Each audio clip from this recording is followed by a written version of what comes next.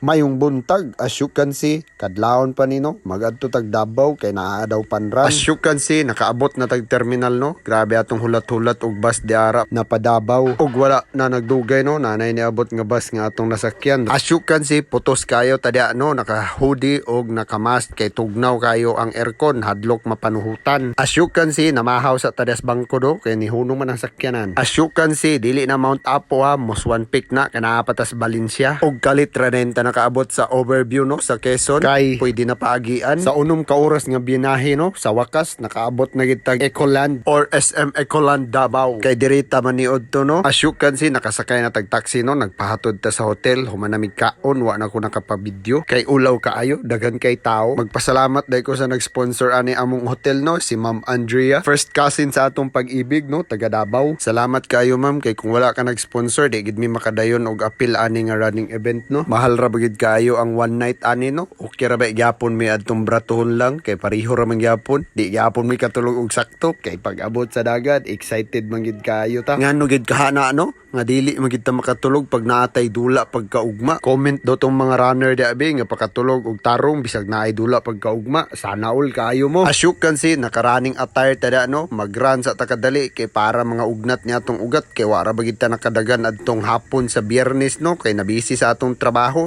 Busa direta mamawi, nakapahulay naman sa bisag kadali. As you can see, outfit check, naka-twinning day mi ana no, murag school uniform ba, kulang na lag ID nga suoton. As you can see, naanami sa road no, nag-isiran rataani no, 30 minutes. Di na kayo tapalabi no, kay nanay dula pagkaugma, basig mga bunog or mga injury pa ta. Masayang gid ang atong pag-anhi o ang atong preparation aning nga daga no. As you can see, nalimot kong sulti sa inyo no, 7-Eleven day ni atong dagana no, kini sa Davao. Karon pa ta otro ka apil aning 7-Eleven run no. Last na ko nga apil adto pang 2023 sa CDO. As you can see, nahuman na day tagdaga no, mo na among hotel nga gistehan, Lux Bridge. Og kalit ra na yun ta nakaabot sa atong room no, kay mag-ilis ta, mag-adto tas kadalanan suroy-suroy kay manihapon ta aron makapahulay og mag-ready na dayon ta sa atong dula pagkaugma. As you can see, sa wala nagdugay nakailis na mi no, magbahad na sa tani kay mangita tag kananan para makaunan kay para makondisyon atong lawas og sayo ta makapahulay. As you can see, nagbaklay-baklay no tadias kadalanan no, mangita tag pagkaon nga atong maangayan. Sa among pagbaklay-baklay no, dagan kay mi nakita nga payong bisag way ulan. As you can see, human na migkaon ani no, wala na ko naka-video dere, nakakita mig balot sa kanto. Ong nagkaon na lang pud mi kay mo na atong vitamins, mo ni secret weapon nato no, para mukiti og kusga natong tungod sa pagdagan-dagan. Kaganiya samtang mi gadagan-dagan, nag-uol gid ko kay wala ko kakita ga pamaligya nga balot nga halos alas 4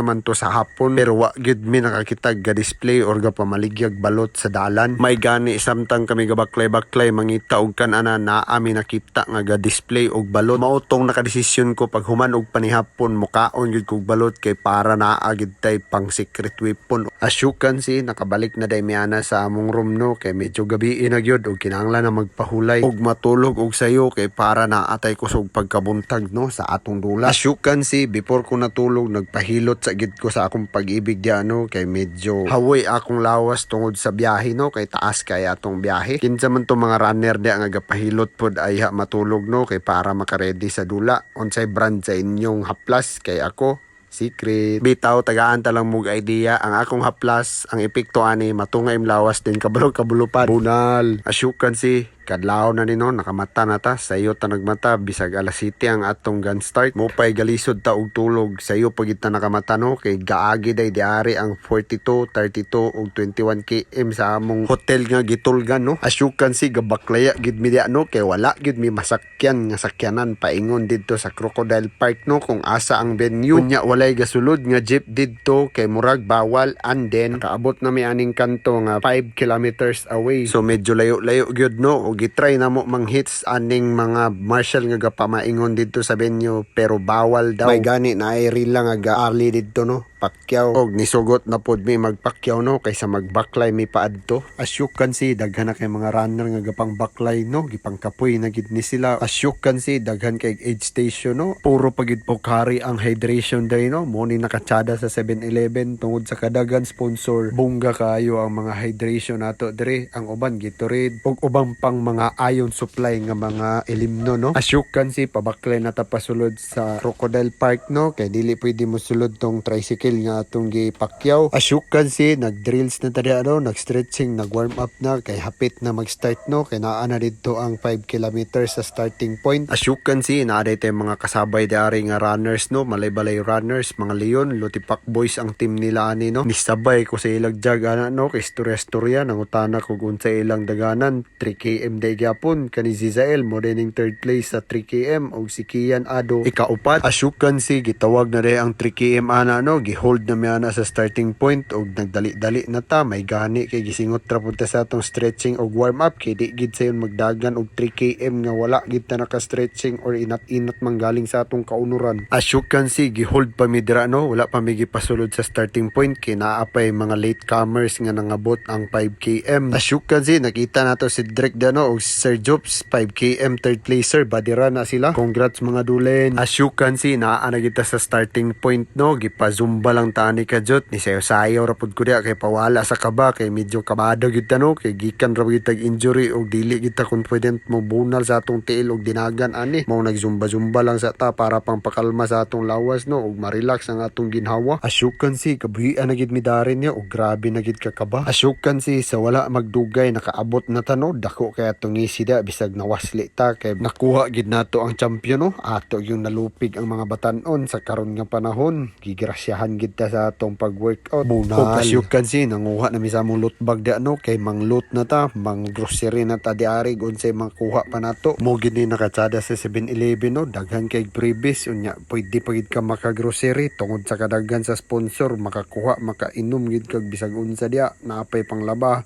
naapay pagkaon og unsa pa diha. Bisag dili ka makapodyum paldo gid kayo kaning 7-Eleven pero antos lang gid kag linya no kay dali ram sa ilang distribution, paldo gid kani ang uban gani sinako ang dala pag uli. As you can see gabaklay na ko paingon sa stage no kay ganiharam day kataw gayaon ako ngalan, dili ko kabantay kay nabisi ko linya pangulikta sa angay makulikta. Og as you can see pag abot nako sa likod sa backstage naa na po'y panghatag no, pag abot didto para sa mga podyomer sa imong kauban nga pamahaw og mga soft drinks. As you can see mga Lotipak boys no, mga runners sa malay-balay, dako kay atong kalipay kay naagapon sila sa podium daw nakadaog og wala gid na sayang ang among pagpanulong diari sa Davao. Mga amigo nakita nato diari sa podium og paldo ang tanan nagamalay-balay. Maupod ni sila ato sige kasabay sa Capitol mag-training no, usahay sa hapon og sa buntag. Mga amigo, mga ka-community run, malay-balay runners lang malakas og daghan pa mga runners sa malay-balay nga mga leon no nga wala nakaapil ani 7-Eleven tungod sa mga kakulian, financial nga mga suporta, mo wala sila nakaanhi. Og as you can see wala pa nako nakaon og nainom akong gikuha, nagkuha na pod mi kay pwede ra daw mi magbalik-balik as long as kaya na mo dalon og kaunon. As you can see atong pag-ibig na sa datong gipakuha di ano, atong gisugo kay maulaw na ta sige balik-balik kay sipat naman kayo ang bantay sa lamisa no nga sige ra man tag panguha unya di kaunon ang atong gikuha. So mao to naka-decide mi nga magpuli-puli og kuha sa lamisa. As you can see paldo na Philip di ano, humanag awarding ang 5 km, third di ito siya sa 5k og sawa nagdugay. As you can see gitawag na pod si Zael no, ang third sa 3 km no, Lotipak boys taga balay-balay ra gyapon ni, kondisyon kay nga bata, nagikan pagani ni siya dula sa division mid didto 3 km gyapon siya ang champion adto. Nag-alkansi lang ni sa tuwa no kay nabunog siya sa iyang mga dula. First place, Dudels Comitan!